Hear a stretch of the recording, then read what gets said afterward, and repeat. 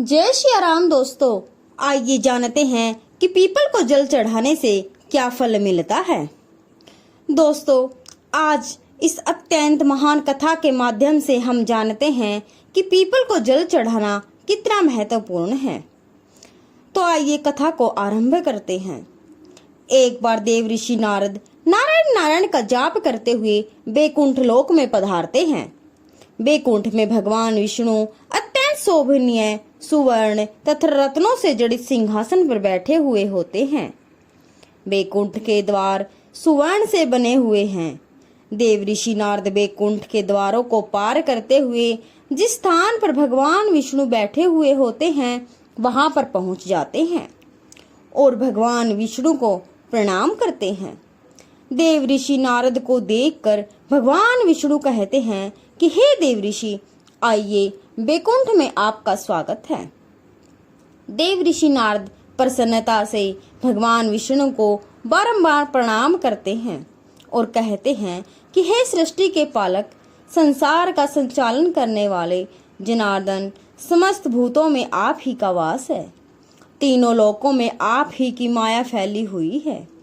आपके चरणों में कोटि कोटि प्रणाम। भगवान विष्णु मुस्कुराते हुए कहते हैं, हे देव ऋषि, आज आप द्विधा में दिखाई दे रहे हैं। अवश्य ही आपके मन में कोई शंका उत्पन्न हुई है। अवश्य ही आप आज कोई समाचार लेकर आए हैं। देव ऋषि कहते हैं, हे प्रभु, आप तो सर्वज्ञाता हैं। तीनों लोकों में निवास करने वाले सभी प्राणियों के अंदर आप ही का वास है। आपसे कुछ भी छिपा हुआ नहीं है प्रभु। मैं आज बैकुंठ किस कारण से आया हूँ यह भी आप भली भांति जानते हो और यह भी जानते हो कि मैं किस कारण से चिंतित हूँ। भगवान विष्णु कहते हैं, हे देव ऋषि, मैं जानता हूँ कि आप चिंता में क्यों हैं और आपकी इस अवस्था को मैं समझता हूँ।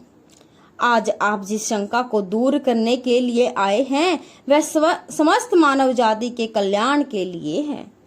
इसलिए आप निसंकोच होकर अपने प्रश्न पूछिए। फिर देव ऋषि नारद कहते हैं कि हे प्रभु, मैंने आज कुछ मनुष्यों को पीपल का वृक्ष तोड़ते हुए देखा।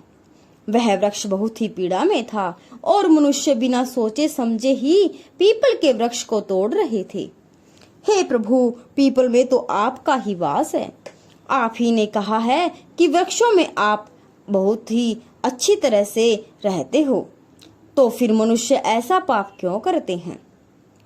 मैं यह भी जानना चाहता हूँ कि पीपल के वृक्ष को जल देने से मनुष्य को कौन सा फल मिलता है और पीपल को जल कब देना चाहिए, किस दिन इसकी पूजा करनी चाहिए।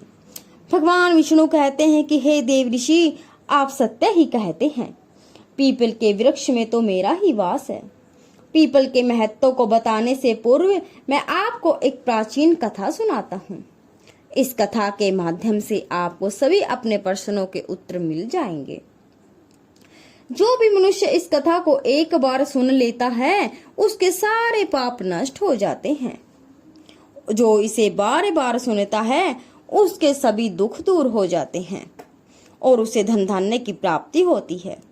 पीपल के महत्व की इस कथा का प्रचार जो करता है उसे विष्णु लोक की प्राप्ति होती है। हे देव ऋषि, हे प्रभु, इस कथा को सुनने की मेरी तीव्र इच्छा है। आप जल्दी से इस महान कथा को मुझे सुनाइए। मैं इसे ध्यान से सुनूंगा और इसका तीनों लोकों में प्रचार करूंगा। श्री हरि कहते हैं कि हे देव ऋषि, प्राचीन काल में एक अत्यंत शोभायमान नगरी थी जिसका नाम नंदीग्राम था। उस नगरी में श्याम नाम के एक श्रेष्ठ ब्राह्मण रहा करते थे। वे सदैव ही धर्म के अनुष्ठान में लगे रहने वाले, सभी पशु पक्षियों की सेवा करने वाले थे। उनके आश्रम में एक प्राचीन पीपल का वृक्ष था जिसकी वह ब्राह्मण नित्य पूजा किया करता था। नित्य उस पीपल के वृक्ष को जल दिया करता था।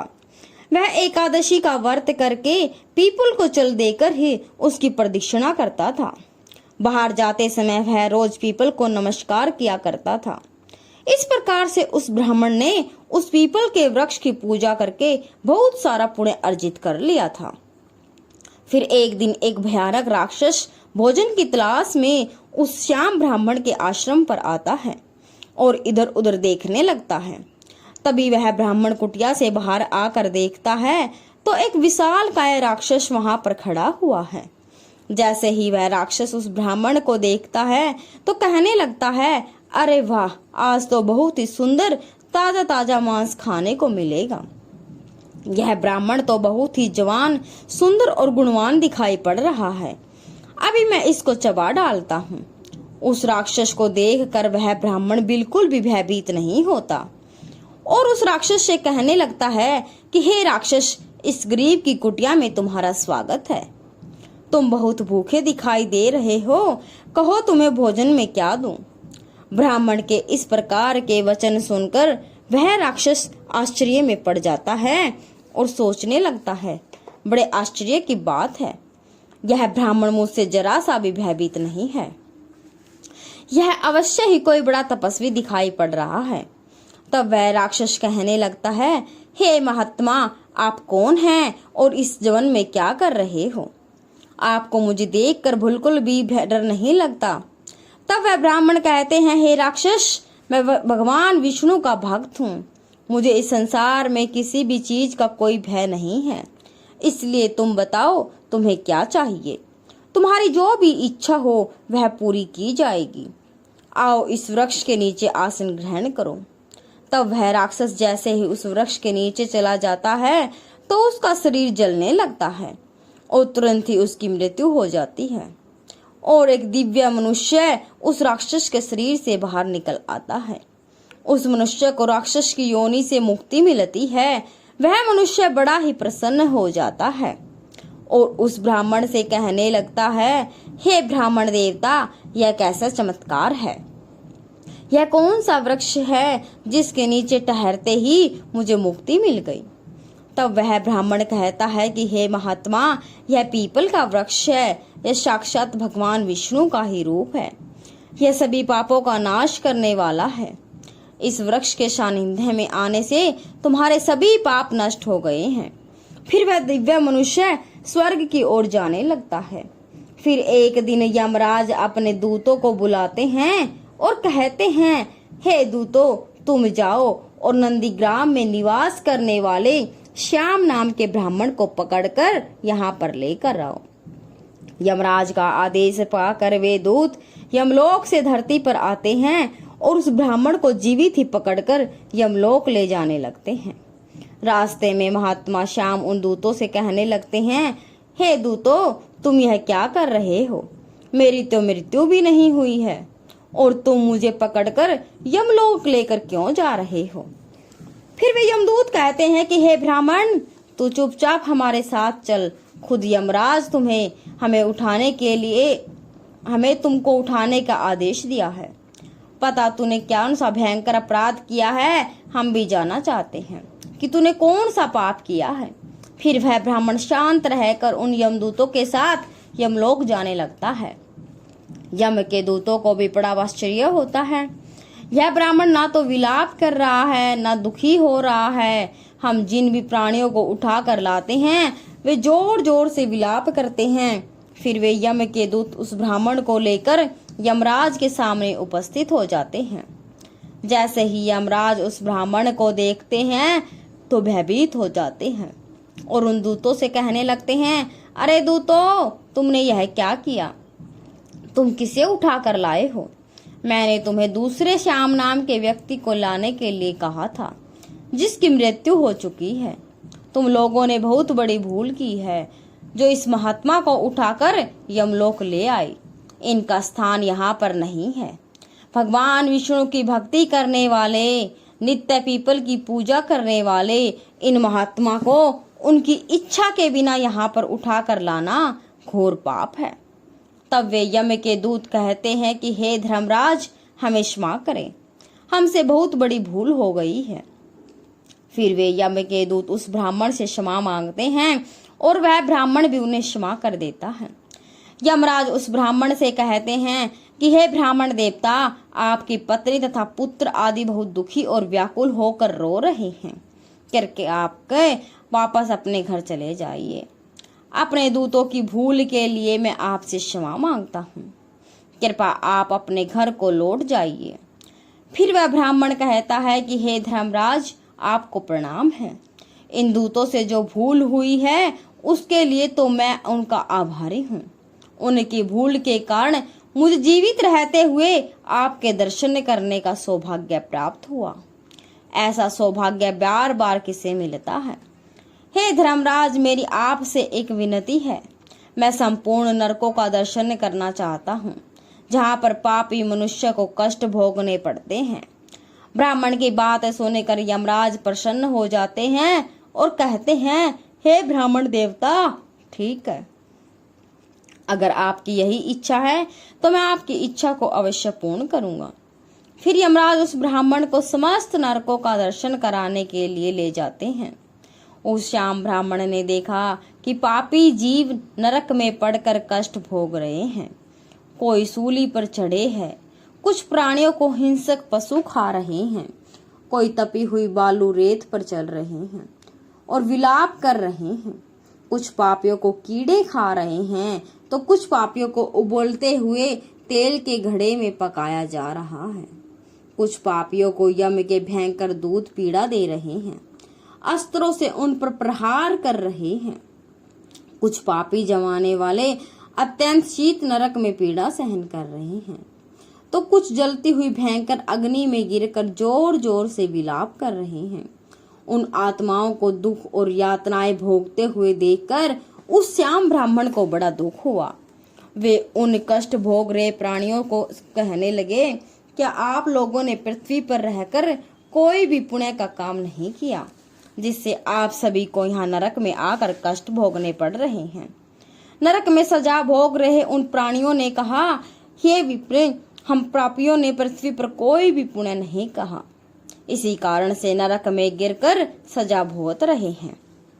हमने प्राय स्त्रियों से संबंध बनाए, दूसरों के घर में चोरी की है, निष्पाप पशुओं की हत्या की है, दूसरों पर झूठे आरोप लगाए हैं, अथातियों का अनादर किया है, व्यभिचार किया है। ऐसे अनेक पापों के कारण हम सभी नरक की अग्नि में दग्ध हो रहे हैं। हमने प्यासी गायों की बावली को तोड़ा है, दान धर्म करने वाले लोगों को लूटा है, हमने कभी व्रत अनुष्ठान नहीं किए, हमने अपने मित्रों के साथ दगा किया है तथा झूठी गवाही देकर अनेक निष्पाप लोगों को फंसाया है। इन सभी घोर पापों के कारण हम नरक की सजा भुगत रहे हैं। फिर उस ब्राह्मण ने कहा, क्या आप लोगों ने कभी भगवान विष्णु का एक बार भी पूजन नहीं किया? इसी कारण से आप लोगों की ऐसी भयानक दशा हो गई है। जो मनुष्य पृथ्वी लोक पर रहकर भगवान विष्णु का पूजन करता है, उसकी ऐसी दुर्गति कभी नहीं होती, उन्हें मोक्ष मिल जाता है। आप लोगों ने कभी श्री हरि के चरणों में मस्तक नहीं झुकाया, इसी कारण आपको नरक की प्राप्ति हुई है। आप लोगों ने कभी पीपल को जल नहीं चढ़ाया, पीपल को जल चढ़ाने से जन्म जन्मों के पाप नष्ट हो जाते हैं। फिर वे नारकीय जीव कहने लगते हैं, हे ब्राह्मण देवता, हमारा अंतकरण अपवित्र है, हम अपने पापों से भयंकर दुख भोग रहे हैं, नरक की अग्नि से हमारा शरीर जल रहा है, किंतु जो हवा आपके शरीर को छूकर हमारी ओर बह रही है, वह हवा हमें आनंद प्रदान कर रही है, हमारे कष्ट कम हो रहे हैं, नरक की अग्नि से हमें कष्ट नहीं हो रहा। हे धर्मात्मा, कृपा आप कुछ देर तक यहाँ पर ठहरे, जिससे हम लोगों को कुछ क्षणों के लिए सुख मिल सके। हम अनेक वर्षों से निरंतर कष्ट भोग रहे हैं, हमारा अंग अंग जल रहा है। हे ब्राह्मण देवता, आपके दर्शन करने से ही हमें संतोष हो रहा है, कृपा आप हम पापियों को पर थोड़ी दया कीजिए। फिर यमराज कहते हैं कि हे धर्मात्मा, अब आपने नरक देख लिया है, अब आप अपने घर को लौट जाइए। आपकी पत्नी शोक में डूब कर रो रही है। वह ब्राह्मण बोलता है कि हे धर्मराज, इन प्राणियों को दुख में देखकर मैं कैसे चला जाऊं? इनकी दुख भरी आवाज कानों में पड़ती है तो मुझे बहुत दुख हो रहा है। आपके यमदूतों के द्वारा मार खाकर अग्नि की ज्वालाओं में गिरे हुए इन नारकीय जीवों की यह दयनीय पुकार सुनिए। इन जीवों ने मुख से निकली हुई ध्वनि मुझे सुनाई दे रही है, हाय मुझे बचाओ, हाय हमारी रक्षा करो। मैं समस्त भूतों के विराजित भगवान विष्णु की आराधना करता हूँ। यदि मैं इन दुखी प्राणियों को दुर्लभ कर दे दूं तो मेरा जीवन व्यर्थ हो जाएगा। यमराज कहने लगते हैं कि हे ब्राह्मण श्रेष्ठ, आपको इन पापियों की चिंता नहीं करनी चाहिए। यह सभी अपने कर्मों का फल भुगत रहे हैं। ईश्वर ने ही इनके लिए इस दंड का प्रावधान किया है ताकि इनकी आत्मा की शुद्धि हो सके। आप इनके लिए कुछ भी नहीं कर सकते, इन्हें नरक की सजा भुगतनी ही पड़ती है। लेकिन फिर भी वह ब्राह्मण नहीं माना और उसने उन नरकीय जीवनों को मुक्ति दिलाने के लिए भगवान विष्णु से प्रार्थना करना शुरू कर दिया। वह ब्राह्मण भगवान विष्णु से प्रार्थना करते हुए कहता है, हे प्रभु, मैंने सच्चे मन से आपकी आराधना की है, हर क्षण आप ही के नाम का जाप किया है। मैंने अपना संपूर्ण जीवन केवल आपकी भक्ति में ही समर्पित कर दिया। मैं अपना सारा पुण्य इन पापी आत्माओं को दे देता हूँ। आप इन्हें कष्ट से मुक्ति कीजिए, इन्हें नरक की यातना से मुक्त कीजिए। हे कृष्ण, हे जगन्नाथ, हे विष्णु, यहाँ इस नरक में पड़े हुए यातनाओं को भोग रहे जीवों की रक्षा कीजिए। श्याम ब्राह्मण के द्वारा इतना कहते ही उस नरक के जीवों को तुरंत कष्ट से मुक्ति मिल गई और सभी नरक को छोड़कर स्वर्ग में जाने लगे। सभी नरक के जीव कहने लगे कि हे ब्राह्मण, आपकी सदा ही जय हो। आपकी कृपा से हम पापियों को मुक्ति मिली है। इस प्रकार से गुणगान करते हुए वे सभी नरक के प्राणी स्वर्ग की ओर जाने लगे। किंतु उनमें से कुछ जीव अभी भी उस नरक में ही कष्ट भोगने लगे, उनको मुक्ति नहीं मिली। इस अद्भुत चमत्कार को देखकर यमराज आश्चर्य में पड़ गए। यमराज सोचने लगे कि यह तो असंभव है। कौन से पुण्य के प्रभाव से इस ब्राह्मण ने इन नरक के प्राणियों को मुक्ति दिलाई। फिर उस स्थान पर भगवान विष्णु प्रकट होते हैं। वह ब्राह्मण और यमराज भगवान विष्णु को नमस्कार करते हैं। यमराज भगवान विष्णु से पूछने लगते हैं, हे प्रभु, इस ब्राह्मण ने ऐसा कौन सा पुण्य किया है जो एक ही बार में इतने सारे नरक के प्राणियों को मुक्ति दिलाई, और किस पाप के कारण यह नरक के जीव अभी भी सजा भुगत रहे हैं। तब भगवान विष्णु कहते हैं कि हे धर्मराज, इस ब्राह्मण ने पीपल के वृक्ष को नित्य जल दिया है, उस वृक्ष का पूजन किया है। इसी कारण से यह इतना बड़ा पुण्य आत्मा बन गया कि इसमें नरक के जीवों को मुक्ति दिलाने का सामर्थ्य आ गया है। यह जो अन्य जीव अभी भी नरक में कष्ट भोग रहे हैं, इन मनुष्य ने अपने पूर्व जन्म में पीपल के वृक्ष तोड़े हैं, इसी कारण से इन्हें मुक्ति नहीं हो मिली। जो मनुष्य पीपल को केवल जल देता है वह कभी नरक में नहीं जाता। उसके अंदर इतना सामर्थ्य आ जाता है कि वह अन्य पापी जनों के पाप भी नष्ट कर डालता है। उसके सानिध्य में आने वाले घोर पापी भी पाप से मुक्त हो जाते हैं। इतना कहकर भगवान विष्णु उस स्थान से अंतर्ध्यान हो जाते हैं। फिर यमराज उस ब्राह्मण को वरदान देते हुए कहते हैं कि हे महात्मा, आप धन्य हो। आप पृथ्वी पर सदा निवास करो, आपको मुझसे कोई भय नहीं होगा। जो भी मनुष्य आपके सानिध्य में रहेगा उसे भी कभी नरक की प्राप्ति नहीं होगी, उनकी कभी अकाल मृत्यु नहीं होगी। इस प्रकार से यमराज ने उस श्याम ब्राह्मण को वरदान दिया। इस ब्राह्मण ने यमराज को नमस्कार किया और पृथ्वी पर लौटकर आ गए और पहले की तरह नित्य भगवान विष्णु का पूजन करने लगे और पीपल को जल चढ़ाने लगे।